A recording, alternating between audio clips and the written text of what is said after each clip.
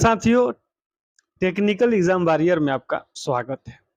आज जो है पीडीएफ फाइल का ये नेक्स्ट टॉपिक है और आपके एग्जाम में जहां से क्वेश्चन आ रहा है, ये कुछ क्वेश्चन दिया गया है, इसमें कुछ क्वेश्चन गलत भी है, उसको भी सुधार कर पढ़ाया जा रहा है और आपके एग्जाम के लिए एक अलग से पीडीएफ फाइल तैयार किया जा रहा है, जो कि आपके एग्जाम से 10 दिन पहले या एक हफ्ता पहले आपको दे दिया जाएगा और पूरी पीडीएफ फाइल आपको दिया जाएगा, जो कि ये आपके हर एग्जाम से इससे लिया गया है, हर एग्जाम को देखा गया है, उससे एक सारे किताबों का एक निचोड़ है। ये संभावना हो सकता है कि यहाँ से क्वेश्चन आ सकते हैं आपकी एग्जाम में। तो ये जो है क्वेश्चन का एक सीरीज है जो आपको आने वाले एग्जाम में बहुत ही आपके लिए लाभकारी होगा, आपके तैयारी में और भी मजबूती प्रदान करेगा और आपके नंबर जो है अच्छा आएगा एग्जाम में, तो आपको वो भी मिलेगा। चलिए अब टॉपिक पर बात करते हैं। जो लोग इस चैनल पर नए हैं, चैनल को लाइक कीजिए, सब्सक्राइब कीजिए, अपने दोस्तों में शेयर कीजिए और इस चैनल को अधिक से अधिक लाइक कीजिए, सब्सक्राइब कीजिए। चलिए आज के हम लोग टॉपिक पर चलते हैं और बात करते हैं और ये एक क्वेश्चनों को हल करते हुए चलते हैं। आप जो है अगर आप आईटीआई पास करना चाहते हैं तो टेक्निकल एग्जाम वॉरियर के प्लेलिस्ट में जाइए। अच्छा नंबर अगर चाहते हैं या किसी भी टेक्निकल के आप तैयारी करना चाहते हैं तो आप टेक्निकल एग्जाम वॉरियर के जो है आप देख सकते हैं और वहां पर पूरी वीडियो डाली गई है, आप वीडियो से आप पढ़ाई कर सकते हैं। यहाँ एक भी रुपया किसी भी प्रकार का कोर्स का नहीं लिया जाता है, तो फ्री क्लासेज है, अच्छी क्वालिटी का हम वीडियो आपको प्रोवाइड भी करते हैं। करने का और भी कितना बेहतर हो सके और कितना बेस्ट तरीके से पढ़ाया जा सके वो हम चीजों को अपना रहे हैं। चलिए अब जो है हम बात कर रहे हैं, आज का क्वेश्चन के ऊपर बात कर रहे हैं और एक क्वेश्चन को देखते हुए आगे बढ़ते हैं। देयर है calculate the total capacitance value in the circuit. परिपथ की कुल धारिकता की गणना कीजिए।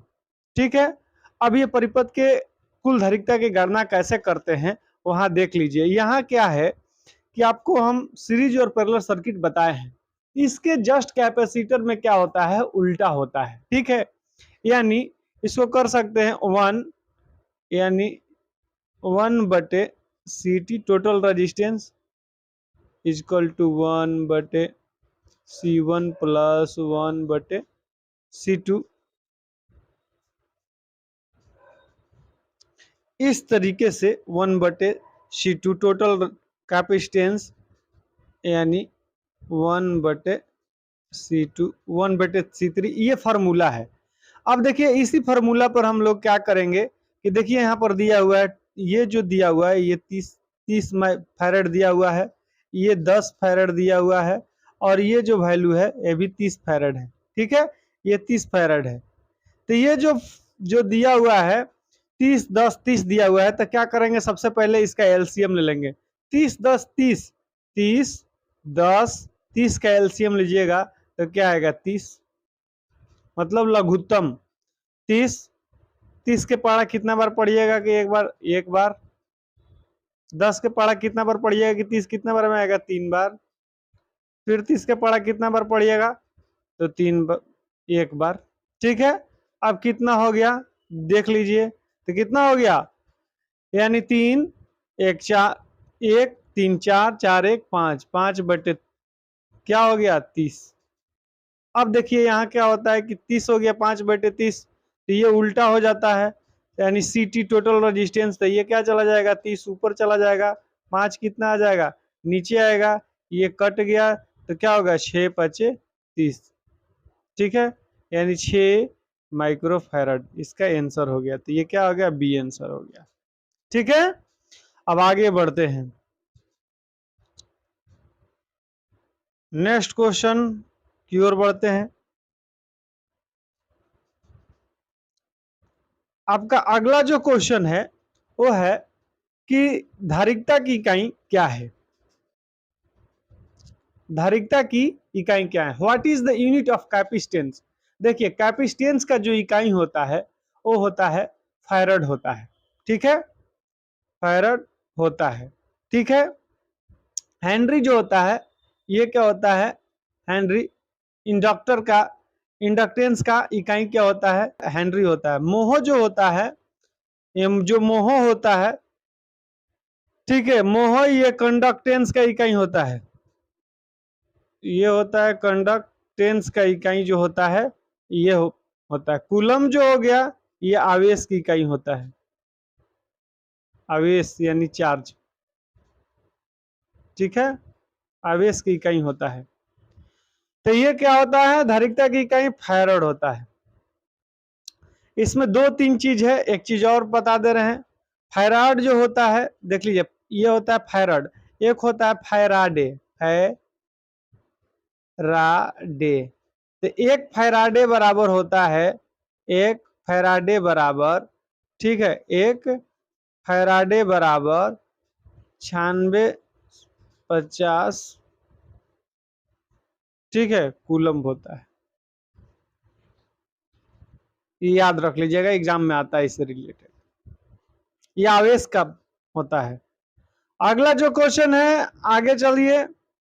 अब दिया है क्वेश्चन जो है कि what is the capacitance value of conduct capacitor the require the 0.5 coulomb to charge to 35 volt. एक संधारित्र का धारिकता मान क्या होगा यदि यदि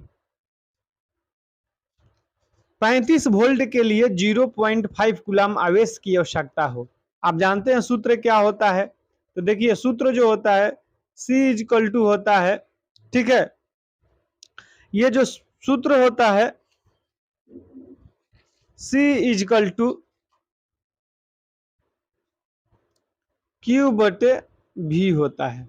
ठीक है, Q बटे V होता है, तो ये इसका सूत्र होता है। तो ये सूत्र पर क्या होगा कि इसको आप जो है बना सकते हैं, और जब ये बनाइएगा तो देखिए कूलम यानी कितना दिया है देख लीजिए, तो सी इक्वल टू कीजिएगा तो क्या हो जाएगा, इसकी मतलब चार्ज। ठीक है, अब ये देखिए तो कूलम दिया हुआ है आपका, ठीक, तो कीजिए 0.5 बटे 35 कीजिएगा। ठीक है, कट, जब ये कटेगा तो कितना, 7×5=35, मतलब कहने का मतलब हो जाएगा कि 1 बटे 7। ठीक है, अब देखिए, अब यहाँ देखिए ये आ गया आपका 1.7, तो इसको कर सकते हैं कि 1, ठीक है, C इजकल टू आपका ये आ गया 1.1 बटे, मतलब 0.1/7 आ गया। तो इसको कर सकते हैं कि एक का भागा जो दीजिएगा, भाग दीजिएगा एक का, ठीक है, तो क्या होगा, एक में 7 के भाग दीजिएगा तो कितना आ जाएगा, यानी 0.1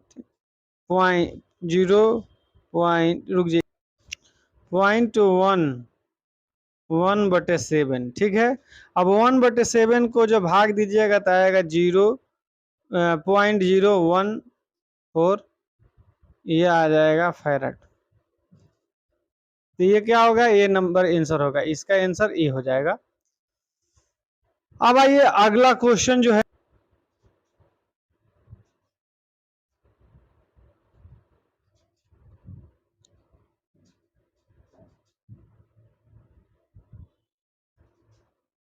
अगला क्वेश्चन है कि संधारित्र के मान को कैसे कम किया जा सकता है। ठीक है, संधारित्र के मान को कैसे कम किया जा सकता है। तो संधारित्र के मान को कम करने के लिए क्या किया जाता है कि देखिए, दो गो उसमें क्या होता है कि दो गो क्या होता है, प्लेट होता है, दो प्लेट के बीच में डाइलेक्ट्रिक को भरा जाता है। ठीक है, दो प्लेट के बीच में डाइलेक्ट्रिक को भरा जाता है, ऐसे ये होता है। एक्चुअल में क्या होता है, ये मान लीजिए एगो प्लेट हो गया, ठीक है, ये ऐसे प्लेट रहता है कैपेसिटर में, और ये एक प्लेट होता है। ठीक है, इसके बीच में क्या होता है, डाइलेक्ट्रिक भर दिया जाता है। दो कंडक्टर के बीच में क्या होता है, डाइलेक्ट्रिक को भर दिया जाता है। जब डाइलेक्ट्रिक जब भर दिया जाता है तो ये क्या होता है, डाइलेक्ट्रिक के रूप में जो है कुछ भी हो सकता है, वायु हो सकता है, पेपर हो सकता है, अभ्रक हो सकता है, ये पैरावैद्युतिक पदार्थ होते हैं। ठीक है, सिरेमिक को भी भरा जाता है, कुछ अलग प्रकृति के होते हैं। क्या होता है, ये इंसुलेटर होता है, ये दो कंडक्टर होते हैं, ये कंडक्टर होते हैं, ये और ये बीच वाला जो होता है ये इंसुलेटर होता है। इंसुलेटर होता है, कुचालक होता है। अब जो होता है, कह रहा है कि भाई कि संधारित्र के मान को कैसे बढ़ाया जा सकता है। तो उसके मान को अगर बढ़ाने के लिए हम लोग क्या करते हैं कि जब प्लेट के हाउ कैन बी कैपेसिटेंट कह रहा है कि संधारित्र के मान को कम कैसे किया जा सकता है। ठीक है, कम कैसे किया जा सकता है, कम करने के लिए क्या करते हैं, प्लेट के बीच की दूरी, ये प्लेट और ये प्लेट दोनों को बीच की दूरी अगर बढ़ाएंगे तो क्या होता है कि इसका वैल्यू जो है वो कम होता है। ठीक है, वैल्यू क्या होगा, कम होगा। यानी increasing the distance between the plate, प्लेटों के मध्य के, यानी ये प्लेट और ये प्लेट की जब दूरी, जब दोनों को बढ़ा देंगे, मान लीजिए ये प्लेट यहाँ कर दिए, ये प्लेट यहाँ कर दिए, तो ये क्या होगा कि ये संधारित्र का बीच में क्या होगा कि इंसुलेटर भर दिया जाएगा, कुचालक होता है, इसका कैपेसिटेंस क्या हो जाएगा, कम हो जाएगा। नेक्स्ट क्वेश्चन है, दिया हुआ है कि which is the diamagnetic substance. देखिए डायामैग्नेटिक पूछ रहा है। ठीक है, तो डायामैग्नेटिक में अब ये मैग्नेट पूछ रहा है, तो इसमें क्या होता है कि ये तीन प्रकार, ये जो होता है ये मेनली तीन प्रकार का होता है। एक होता है फेरोमैग्नेटिक पदार्थ, पैरामैग्नेटिक पदार्थ, डायामैग्नेटिक पदार्थ, ये ठीक है, और एक होता है पैरामैग्नेटिक पदार्थ। ठीक है, तो आइए देख लीजिए। अब ये जो है, तो इसमें जो है पूछ रहा है डायामैग्नेटिक पदार्थ के अंतर्गत जो आते हैं, जैसे डायामैग्नेटिक में क्या क्या आ सकते हैं। देखिए डायामैग्नेटिक वह पदार्थ होता है जो चुंबक के प्रबलता के प्रवाहित करते हैं, उसे प्रति चुंबकीय, हिंदी में इसको प्रति चुंबकीय पदार्थ कहते हैं। देखिए यहाँ पारा चुंबकीय, क्या होना चाहिए, प्रति चुंबकीय होना चाहिए, प्रति चुंबकीय, प्रति चुंबकीय होना चाहिए। ठीक है, मर दिया है पारा चुंबकीय।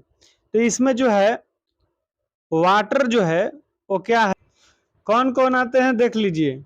जो डायामैग्नेटिक में जो आते हैं पदार्थ जिसकी चुंबकशीलता, जैसे जल हो गया, ग्रेफाइट हो गया, कांच हो गया, कागज हो गया, एंटीमनी हो गया, इसकी चुंबकशीलता जो होती है 1 से कम होती है। लिख लीजिए, डायामैग्नेटिक पदार्थ की जो चुंबकशीलता होती है, एग्जाम में आ सकता है, चुंबकशीलता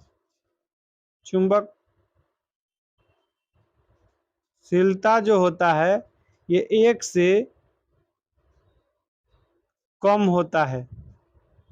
ठीक है, डायामैग्नेटिक की चुंबकशीलता होता है, कौन कौन होता है, जल होता है, ग्रेफाइट होता है, कांच होता है, कागज होता है, एंटीमनी होता है। ठीक है, ये होता है डायामैग्नेटिक होता है।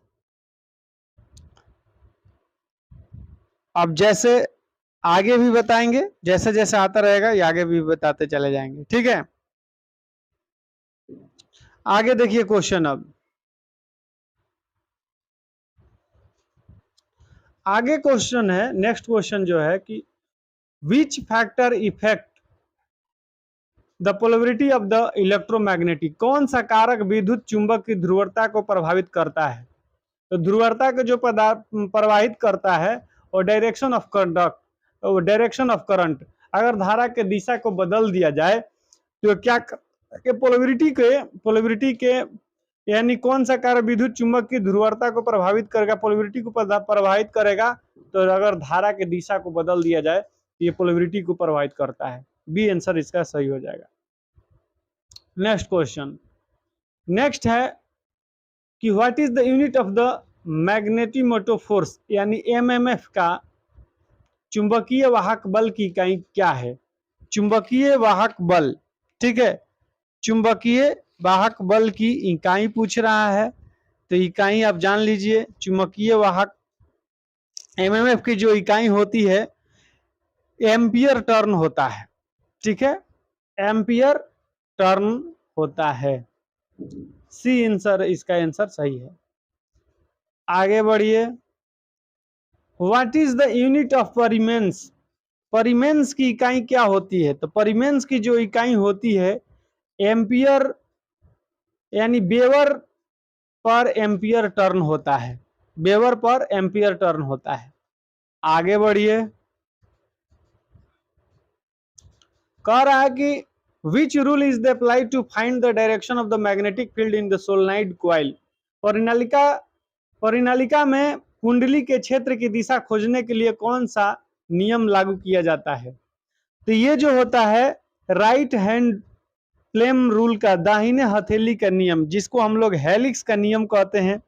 ठीक है, ये हेलिक्स का जो नियम होता है, इसमें धारावाही कुंडली को दाएं हाथ में इस प्रकार से के बंद कर रखा जाता है कि अंगुली का घुमाव विद्युत धारा की दिशा को इंगित करता है, तो अंगूठा जो होता है उत्तरी ध्रुव को इंगित करता है। तो ये हेलिक्स का नियम है, जिसको हम लोग दाहिने हथेली का नियम भी कहते हैं। ठीक है, बरतनी चाहिए। कह रहा है कि what is the precautions to be taken before the connecting the different voltage rating capacitor in the series? क्या होना चाहिए? तो ये जो होता है कि भाई प्रत्येक कैपेसिटर वोल्टेज ड्रॉप इसकी वोल्टेज रेटिंग से कम होनी चाहिए। ईच कैपेसिटर वोल्टेज ड्रॉप में must be less than the its voltage rating. B answer इसका सही है। आगे बढ़िए।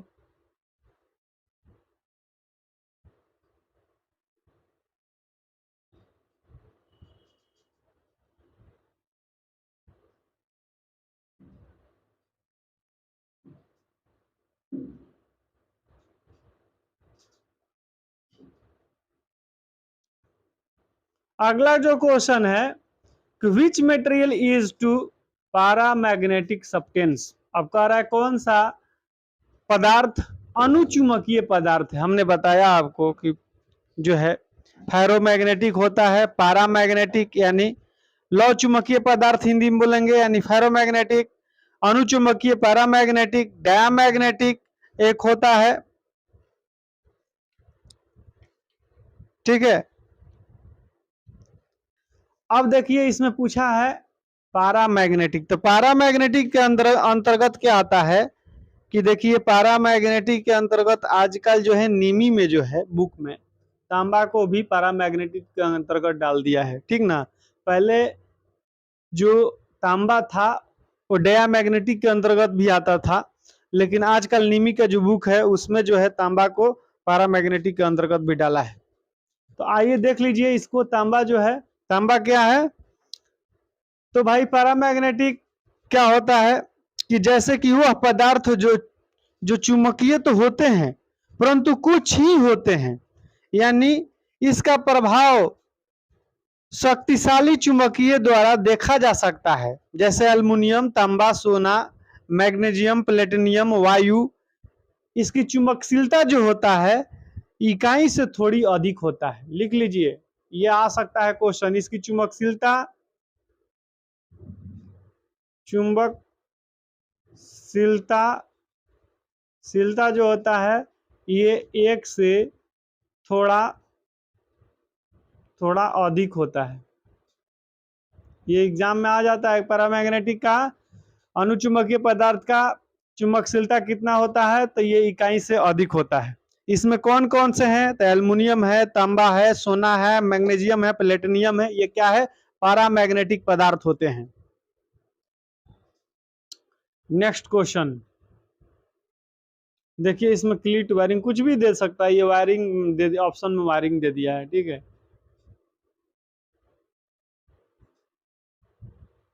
अगला जो क्वेश्चन है वो है कि what is the part mark the X in the H B H curve? B H curve में एक्स द्वारा अंकित भागों का नाम बताइए। देखिए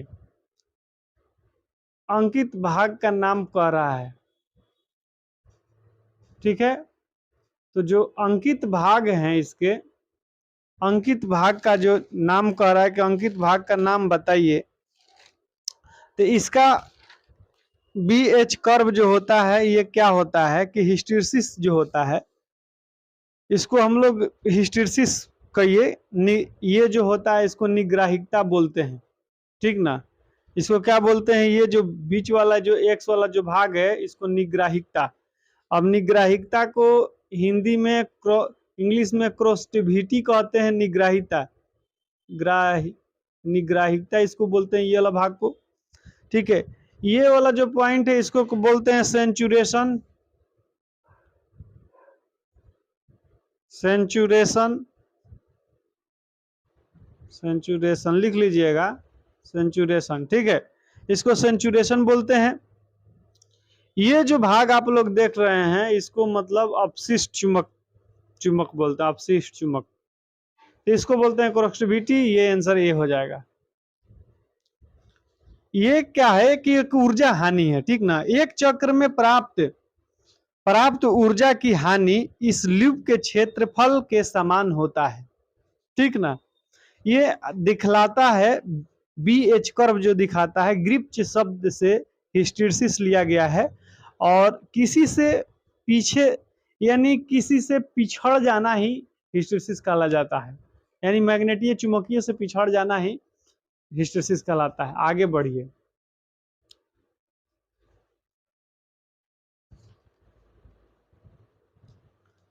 अब जो है क्वेश्चन है कि what is the similar term in the magnetic circuit for the conductance in the electrical circuit. विद्युत परिपथ में चालकता के लिए चुंबकीय परिपथ में समान शब्द क्या है, जिस प्रकार की कह रहा है कि कंडक्टेंस जो है, ठीक है, इलेक्ट्रिकल सर्किट में है, जिसे बताया ना कंडक्टेंस, कंडक्टेंस का इकाई अभी बताया ना, कंडक्टेंस जो होता है चालकता, ठीक है। तो चालकता जिस प्रकार से, मतलब कंडक्टेंस कहने का मेरा मतलब है कि जो विद्युत को चलाने में सहायता प्रदान करता है उसे चालकता कहते हैं। तो कह रहा है कि उसी प्रकार मैग्नेटिक सर्किट में जो है कौन सा शब्द है, ठीक है, तो इसमें परिमेंस है, सिमिलर जो वर्ड है परिमेंस है। आगे बढ़िए।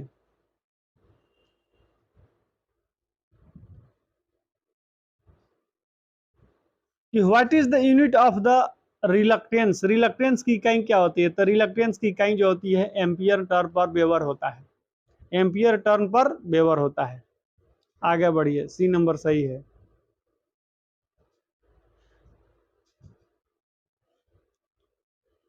अब देखिए अगला जो क्वेश्चन है, कह रहा है कि यदि विद्युत आवेश Q है और वोल्टेज V है तो सांद्रिकता की सही अभिव्यक्ति क्या है। तो आप जान रहे हैं कि C इक्वल टू क्या होता है, Q बटे V होता है। फॉर्मूला क्या होता है भाई, फॉर्मूला इन होता है कि C इक्वल टू Q बटे V। तो यहाँ पर अब देखिए कह रहा है कि how can be increase the pulling strength of the electromagnetic, एक विद्युत चुंबक की खींचने की ताकत कैसे बढ़ा सकते हैं। तो देखिए जब भी विद्युत चुंबक के खींचने की ताकत जो बढ़ा सकते हैं तो हम लोग क्या कर सकते हैं, उसके क्षेत्र की तीव्रता को बढ़ा सकते हैं। इंक्रीज द फील्ड इंटेंसिटी दिया हुआ है, ये आंसर सही है। आगे बढ़िए। कह रहा है कि 17 नंबर क्वेश्चन कह रहा है कि which defines the flux density is the always lagging behind, lagging behind the magnetic force. Flux घनत्व हमेशा चुंबकीय बल से पीछे रहता है, किसको परिभाषित करता है। तो हमने क्या बताया, फ्लक्स घनत्व हमेशा क्या होता है, मैग्नेटिक फोर्स से क्या होता है, पीछे रहता है, चुंबकीय बल से पीछे रहता है। तो ये किसको प्रभावित है, हिस्टैरिसीस से, मतलब एक दूसरे से पिछड़ जाना ही हिस्टैरिसीस कहलाता है। तो ये क्या होता है, हिस्टैरिसीस से। आगे कह रहा है कि what is the effect on the soldering metal place in the magnetic field, चुंबकीय क्षेत्र में रखी गई आसपास की धातु पर क्या प्रभाव पड़ता है। तो भाई इसमें जो होता है एडी करंट जो होता है, भंवर धारा एडी करंट का प्रभाव पड़ता है। भंवर धारा का प्रभाव पड़ता है। एडी करंट लॉस, ये भी क्या है, एडी करंट एक लॉस है। ठीक है,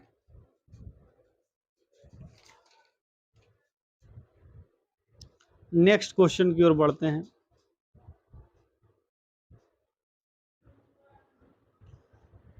क्वेश्चन है कि वायु कैपेसिटर का उपयोग किस उपकरण में किया जाता है? तो ये रेडियो रिसीवर में किया जाता है।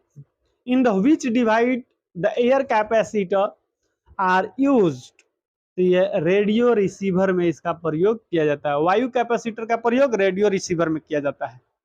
आगे नेक्स्ट क्वेश्चन, अब कह रहा है कि diamagnetic, which is the diamagnetic substance. हमने क्या बताया कि यहाँ जो होगा डायामैग्नेटिक मतलब क्या होता है, प्रति चुंबकीय पदार्थ। यहाँ देखिए हमेशा क्या दे रहा है हिंदी में, पारा। तो यही सब क्या है एग्जाम में जो है गड़बड़ी हो जाता है, जिससे क्या होता है बच्चे जो है कुछ भी मार कर आ जाते हैं ऑप्शन में। ठीक है, तो इसका मतलब होता है पारा कह रहा है, तो यानी यहाँ पर प्रति चुंबकीय होगा, प्रति चुंबकीय। ठीक है, तो प्रति चुंबकीय में हम आपको बताए थे कि प्रति चुंबकीय में इसका चुंबकशीलता इकाई से कम होता है, एक से कम होता है। इसमें आता है जल, आता है ग्रेफाइट, आता है, ठीक है, लकड़ी आता है, कागज आता है, एंटीमनी आता है। तो अगर लकड़ी दिया हुआ है तो क्या है, डायामैग्नेटिक पदार्थ है। ठीक है, आगे नेक्स्ट क्वेश्चन,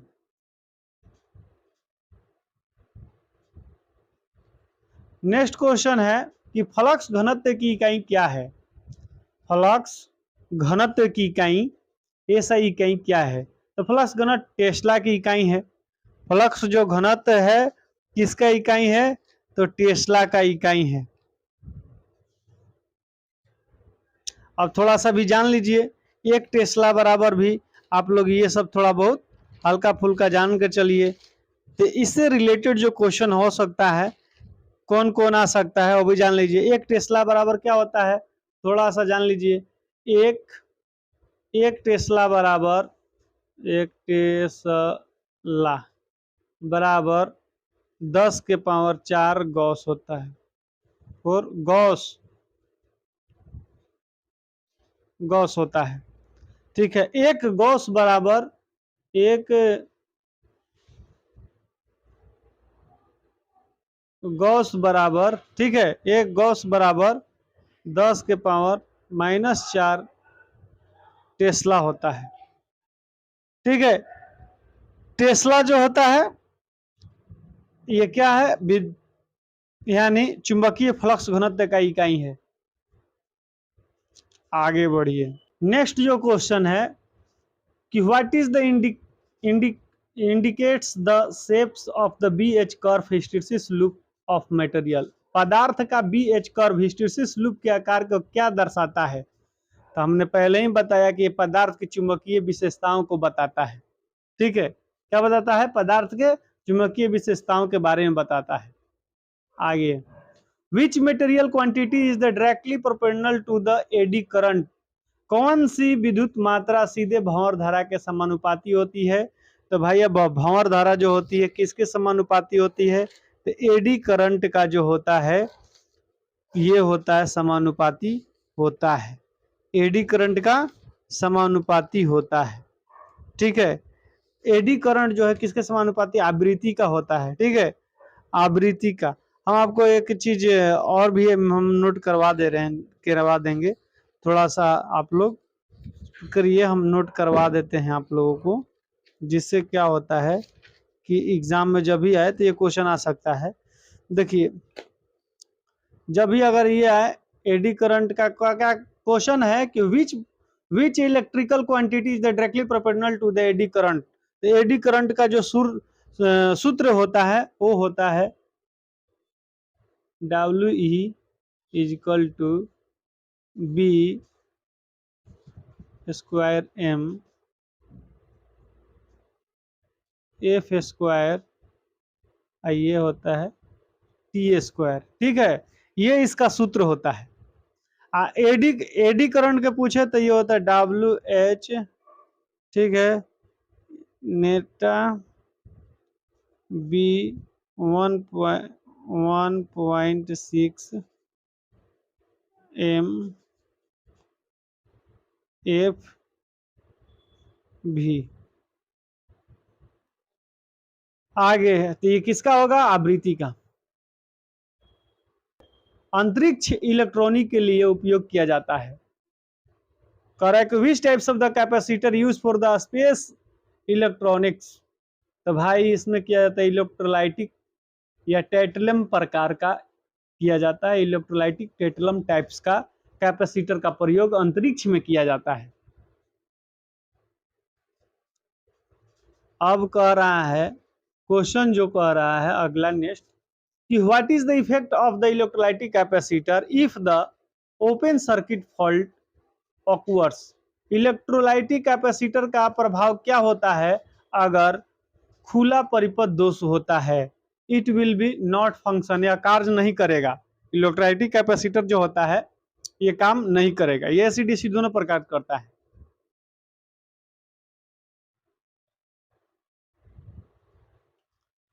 कह रहा है नेक्स्ट क्वेश्चन है कि what will be change in value of the capacitance the distance of the plate are decrease in the capacitor? यदि संधारित्र में प्लेट की दूरी कम हो जाती है तो धारिकता के मान में क्या परिवर्तन होगा?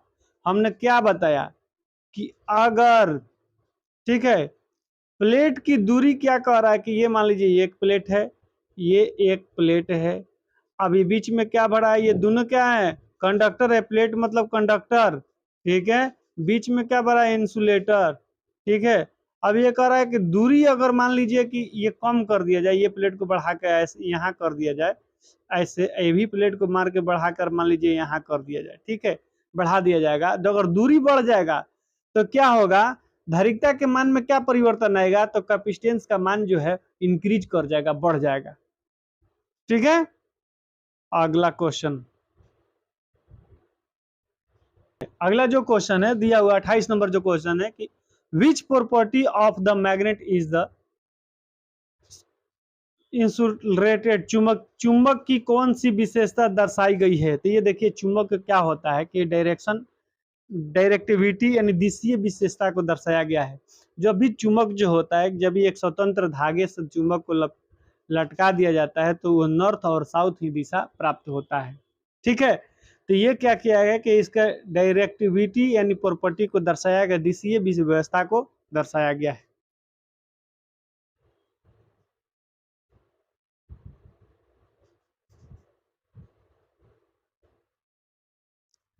अगला जो क्वेश्चन है वो है कि which is the paramagnetic substance? Paramagnetic अनुचुंबकीय पदार्थ कौन सा है? अनुचुंबकीय के बारे में हमने बताया आप लोगों को। ये क्या कहा? अनुचुंबकीय पदार्थ यानी पैरामैग्नेटिक पदार्थ, तो वह पदार्थ जो चुंबक होते हैं परंतु कुछ ही होते हैं, अनुचुंबकीय पदार्थ कहलाते हैं। जैसे एल्युमिनियम, ठीक है, तांबा, ठीक है, एल्युमिनियम तांबा यानी पैरामैग्नेटिक पदार्थ कह रहा है। वायु, ये सब क्या होते हैं? प्लेटिनियम, मैग्नीशियम, वायु जो होता है ये पैरामैग्नेटिक पदार्थ होता है। इसकी चुंबकशीलता जो होती है एक से थोड़ी अधिक होती है, ठीक है। ए आंसर हो जाएगा। Correct. Which method of the magnetization is used to make the commercial purpose permanent magnet? चुंबकीकरण की किस विधि का उपयोग वाणिज्य उद्देश्य हेतु अस्थायी चुंबक बनाने के लिए किया जाता है? तो ये किया जाता है प्रेरण विधि यानी इंडक्शन मेथड का प्रयोग किया जाता है, ठीक है। इंडक्शन मेथड का प्रयोग किया जाता है। तो क्वेश्चन है कि what is the effect of the inductance if the distance between the turn increase? यदि घुमावों के बीच की दूरी को बढ़ती है तो प्रेरण प्रभाव क्या होगा? बीच की दूरी को अगर बढ़ा दीजिएगा तो इंक्रीज कर जाएगा, बढ़ जाएगा। 32 नंबर क्वेश्चन है कि which factor is the determining the value of the capacitance in the capacitor?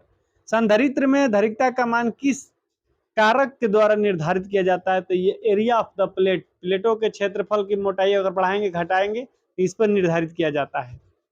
Last option है कि which types of the capacitor are use in the RF coupling circuit. RF युगल परिपथ में किस प्रकार के कैपेसिटर का प्रयोग किया जाता है? तो मोनोलिथिक कैपेसिटर का प्रयोग किया जाता है। आज का ये पीडीएफ फाइल आपका यहीं पर समाप्त होता है। सेकेंड ईयर के लिए जितने भी बच्चे हैं उनके लिए भी अलग से हम प्रोवाइड करेंगे, सारे चीजों का एक बार निचोड़ हम प्रोवाइड कराएंगे। एग्जाम से आपके 10 दिन या 5 दिन पहले, 8 दिन पहले आपको एक पीडीएफ फाइल मिलेगा जबरदस्त, जो कि आपके हर एग्जाम में वहीं से क्वेश्चन मानकर चलिए कि एक तरह से आएगा। इस तरह का क्वेश्चन बनाकर आपको मिलेगा, बहुत सारे बुकों का निचोड़ रहेगा, तो उसको देखिएगा जरूर। और इस चैनल के जितने भी लोग देख रहे हैं टेक्निकल एग्जाम वॉरियर को, आप चैनल को सब्सक्राइब कीजिए, लाइक कीजिए, अपने दोस्तों में शेयर कीजिए, अधिक से अधिक लोग सब्सक्राइब कीजिए। Thank you so much.